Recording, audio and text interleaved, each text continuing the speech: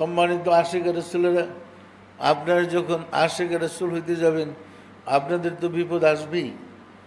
আর বিপদ স্বীকার করি তো আমরা আল্লাহর কথা বলেছি। তো মনে রাখবেন, সকল নবীদের যুগে, সকল রাসূলদের যুগে যে নবীগণ দ্বীনের দাওয়াত দিয়েছেন, ধর্মের আল্লাহর পরিচয় মানুষকে জাতির কাছে উপস্থাপন করেছেন, সকল নবীদের বিরুদ্ধে একটা শ্রেণী হুজুর গ্রুপ জিহাদ করেছে। শেষ পর্যন্ত দেখা গেছে নবীরা অতিষ্ঠ হয়ে বিরক্ত হওয়ার পরে আল্লাহ তাদের উপরে গজব নাজিল করেছে। অতীতের প্রত্যেক যুগে নবীদের উপরে বিরোধিতা করার ফলে ওই জাতিকে আল্লাহ সমূলে ধ্বংস করে দিয়েছে, নির্মূল করে দিয়েছে। মুসা আলাইহিস সালামকে যারা অত্যাচার করেছিলেন ফেরাউন, ওই ফেরাউনের দলকে সমুদ্রে ডুবাইয়া মারছে, আর মুসার দলকে সমুদ্রের সাগরের পানি দুই ভাগ হয়ে রাস্তা বানিয়ে সাগর পার করে দিচ্ছে। ওই রকম নূহ আলাইহিস সালামের জমানায় তার অবাধ্য জনগোষ্ঠীকে মহাপ্লাবন দিয়ে ধ্বংস করেছে, নূহ আলাইহিস সালামকে আল্লাহ রক্ষা করেছেন।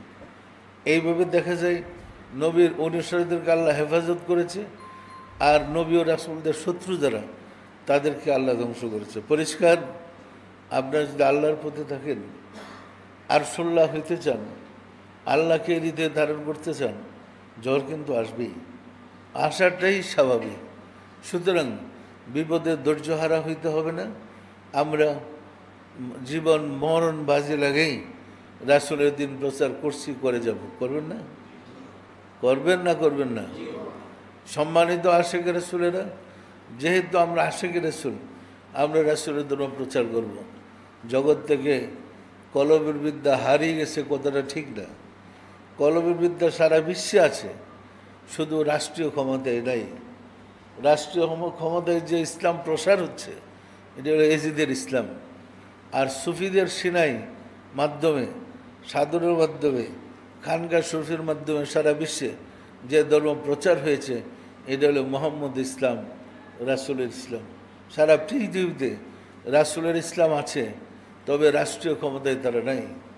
রাষ্ট্রীয় ক্ষমতায় সুফিরা যায় না, এই কারণে যে তাদের সাধনার ব্যাঘাত ঘটে। পরিষ্কার, সম্মানিত আশিক রাসূলেরা, সারা বিশ্বে সুফি আছে, এমন দেশ নাই যেখানে ওলি আল্লাহ নাই।